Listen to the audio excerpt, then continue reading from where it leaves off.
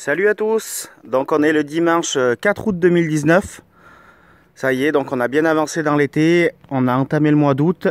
Et donc je vais vous faire une petite vidéo d'aujourd'hui au potager. Voilà, on voit les topinambours là qui, ça y est, qui atteignent maintenant les 2 mètres de hauteur. Je trouve que c'est vraiment un légume magnifique.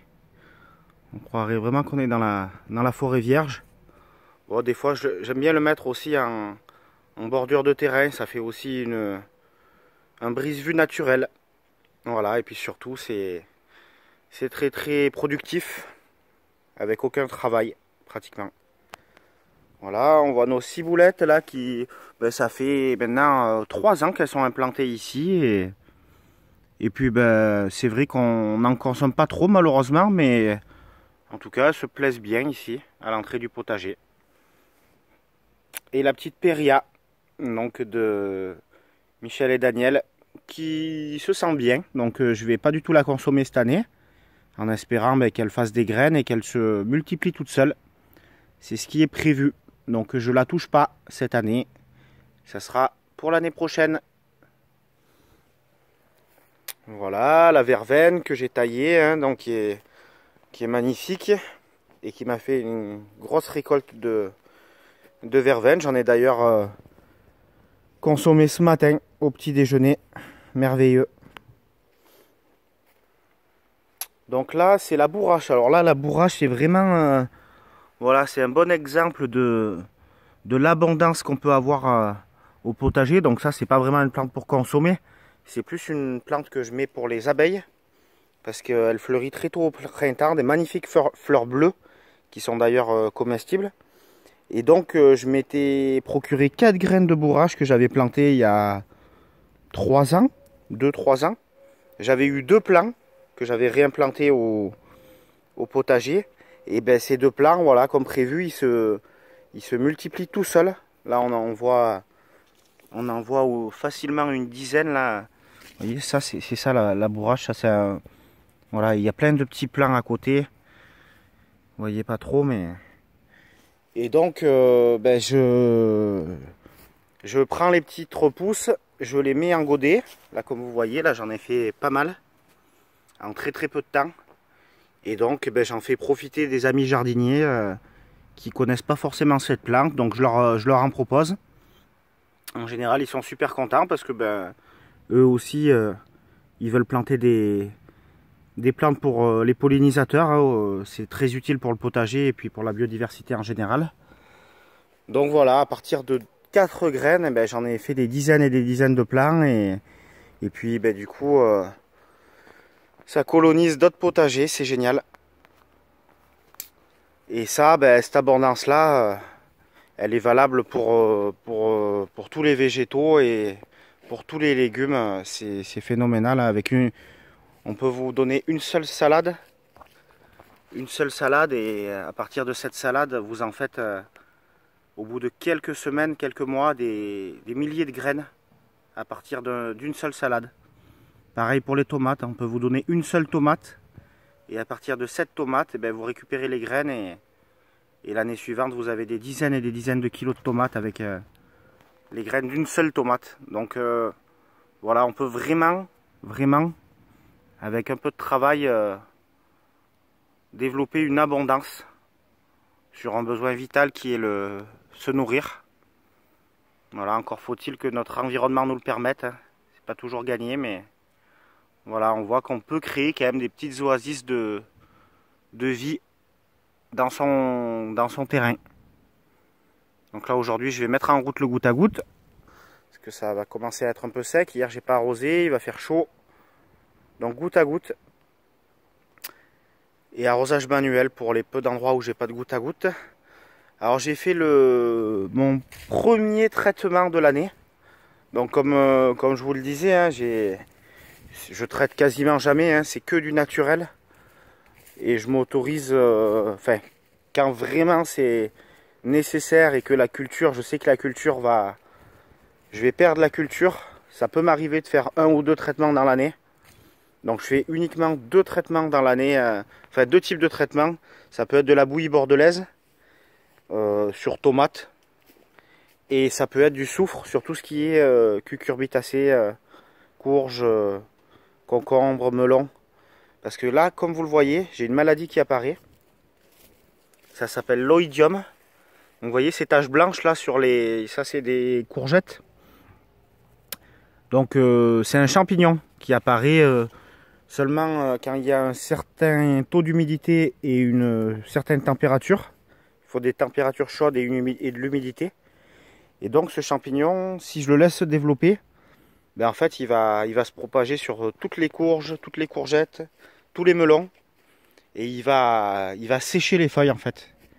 Au bout de quelques jours, quelques semaines, ça va griller complètement les feuilles et je vais perdre toute la récolte. Donc là, ben en fait, c'est un traitement à base de soufre pulvérisé, donc mélangé dans de l'eau, un pulvérisateur. Je pulvérise sur les feuilles, pas qu'il y ait trop de vent. Alors, c'est utilisable en agriculture biologique, hein. Je ne vais pas dire que c'est... Voilà, si je pouvais m'en passer, je m'en passerais. Certains jardiniers s'en passent.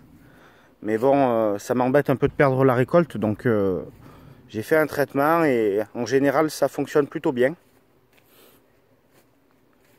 Donc là, on voit les pastèques. Ben, ça y est, hein, les pastèques, je vais pouvoir en manger parce que là, je viens de voir qu'il y en a quand même... il y en a quelques-unes. Alors, je sais pas si ça sera une abondance de récolte, mais là, vous voyez, il y a quand même une pastèque ici, une pastèque là, une autre là-bas. Voilà, comme c'est un peu la jungle, je les vois pas forcément toutes. Là, il n'y a pas l'air d'y en avoir pour l'instant par ici. Mais ouais, donc les pastèques, je vais en manger et ça fait plaisir. Et on va voir si c'est pareil pour les melons. Oui, les melons, je vais en manger aussi. Merveilleux. C'est merveilleux. Ah, cette année, j'ai eu plus de galères que d'habitude au jardin à cause de la canicule. Encore un petit melon. Donc là, on voit que c'est une herbe sauvage. Je vais l'enlever.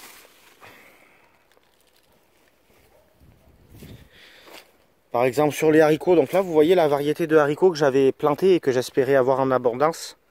C'est une variété violette. Ben, malheureusement, je vais pratiquement pas en manger, hein, parce que, à moins qu'il se réveille maintenant, mais pour l'instant, j'en ai quasiment pas récolté, alors j'aurais dû déjà en avoir des quantités. Et là, ils ont l'air de se réveiller un peu maintenant, mais je rattraperai certainement pas le retard. Donc, j'ai relancé un semis de haricots. Là, vous voyez, il y en a qui... Ça, c'est des jeunes pousses de haricots, là. Voilà, il y en a là, là, là. En espérant qu'ils ne subissent pas le même problème de canicule. Et en espérant pouvoir manger des haricots. Donc les tomates, elles produisent bien. Je suis relativement content. Même si j'ai chopé cette maladie là que vous voyez là en arrivant sur les premiers plants. Les plants qui se dessèchent, mais bon, c'est un peu étonnant pour moi. Mais malgré qu'elles aient pratiquement plus aucune feuille viable, ça produit quand même. Les tomates arrivent à maturité, elles sont bonnes. Et là, on voit les plants qui sont pratiquement pas impactés ou pas impactés du tout par cette maladie. Donc, ben, eux, ils font leur vie, hein, vous voyez. Hein. Ça, c'est merveilleux. Hein, ça change aussi l'aspect du potager à la tomate. Hein. Donc moi, en plus, je me refuse absolument à consommer de la tomate de supermarché ou même autre que de mon potager. Donc ben, cette année, je l'ai attendu encore plus longtemps que d'habitude. Hein. J'ai eu, comme beaucoup de jardiniers, deux bonnes semaines de retard sur la tomate. Et donc, eh ben, là, j'en mange midi et soir, hein, chaque repas. J'ai au moins une portion de tomates. Parce que ben, j'en profite pendant que c'est la saison et je me régale. Et je sais qu'ensuite, quand il n'y aura plus de tomates, eh ben, il faudra que j'attende encore... l'année suivante, c'est comme ça. J'aurai d'autres légumes à consommer. Mais quand c'est plus la saison des tomates, eh ben, c'est plus la saison des tomates. Et quand c'est plus la saison des tomates, eh ben, j'aurai d'autres légumes. Donc comme par exemple les poireaux là que vous voyez, les poireaux, je vous avais montré quand je les avais repiqués, ils étaient tout petits. Et ben là, ils démarrent très très fort les poireaux. Donc ben tant mieux, il m'en reste encore quelques-uns à repiquer, je pense que je vais le faire. Mais après c'est plus, on va dire, la place qui manque. Étant donné que au mois d'août, le potager est bien plein, voire complètement rempli. Ah, vous voyez, c'est vraiment la forêt vierge. Avec ces courges là qui sont magnifiques, qui montent à 1,20 m de hauteur. Donc l'association la courge tomate, le résultat c'est que les courges ont beaucoup pris le dessus sur les tomates. Donc je vais avoir des courges magnifiques, mais moins de tomates. Donc là vous voyez c'est un butternut. Un butternut qui n'est pas encore mûr. Et là une fleur qui attend d'être pollinisée pour faire un fruit viable. Allez les petits bourdons, on vous attend. Donc je pense qu'au niveau des courges encore cette année ça va être pas mal. Elles ont bien résisté. Là vous voyez c'est des longues de Nice, donc des courges qui peuvent atteindre plusieurs kilos. J'espère que vous voyez bien. Elle est là. Elle est bien verte encore. Il y en a une autre ici. Voilà.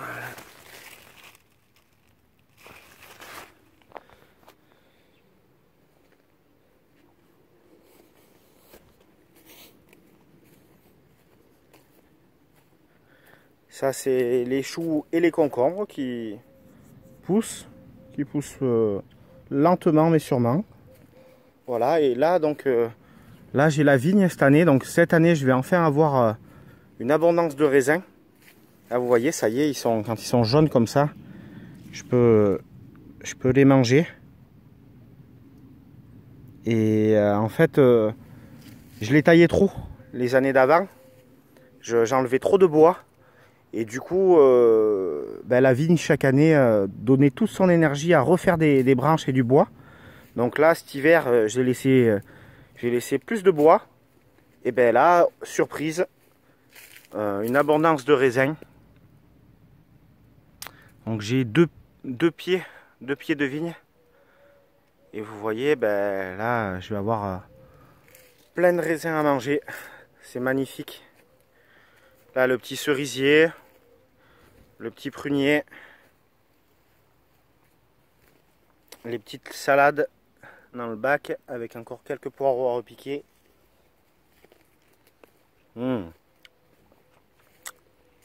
J'ai mangé le raisin, hein. Merveilleux. Donc voilà les amis, hein, je vous montre aussi les courges qui grimpent.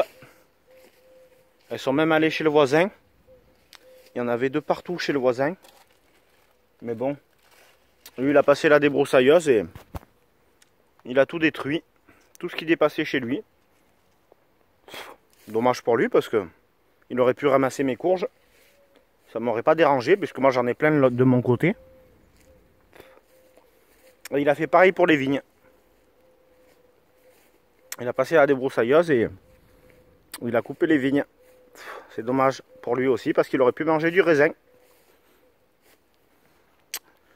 C'est vrai que des fois les gens ils réfléchissent pas du tout. Bon voilà les amis.